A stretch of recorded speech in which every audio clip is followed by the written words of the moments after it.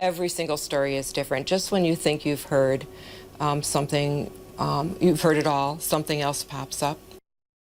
Since 2008, the number of assault victims using a Dane County program has doubled. That includes sexual assault, domestic abuse, and strangulation. The program is reaching so many people it now has forensic nurses on hand 24/7 to meet the needs of our community. As the program marks 30 years of service to the community this year, NBC15 Investigates Hannah Anderson shares why the services are needed to support cases and help victims heal. When the forensic program started at Meritor in 1988, they were seeing a couple hundred people a year. Now, just last year, 640 patients needed its services, showing just how many people are reporting, are impacted, and survive.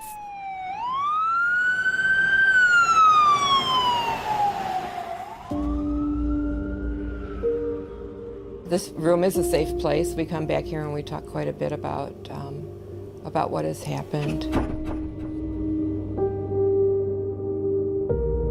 I've heard stories of people being trafficked. I've heard stories of people being manipulated, of children being groomed into sexual behaviors, of elderly being abused, taken advantage of by their caregivers, by their parents, by their loved ones.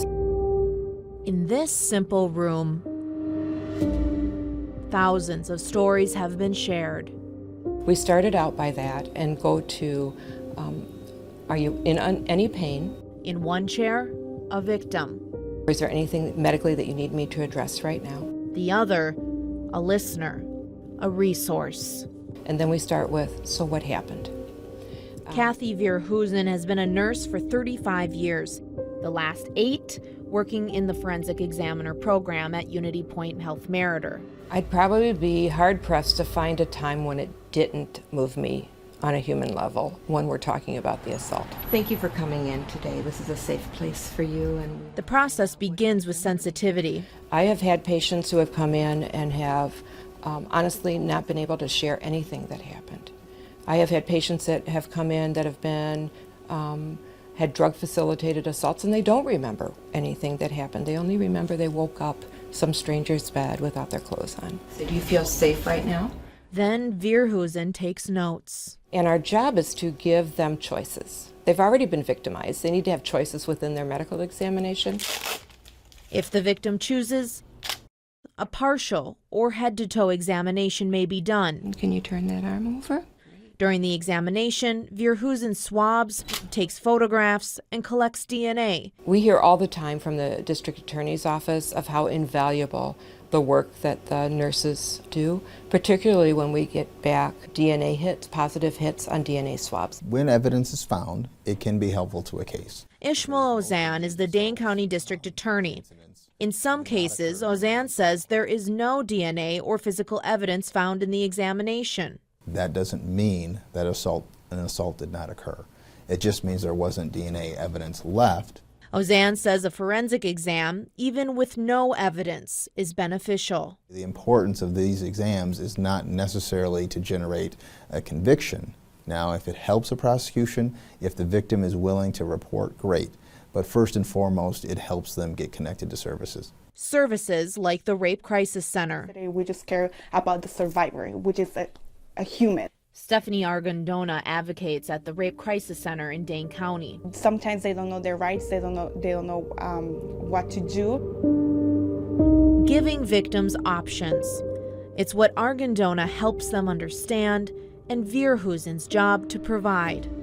What I hear from victims is being able to come in and talk about it with someone who is believing their story really helps with their processing of what happened.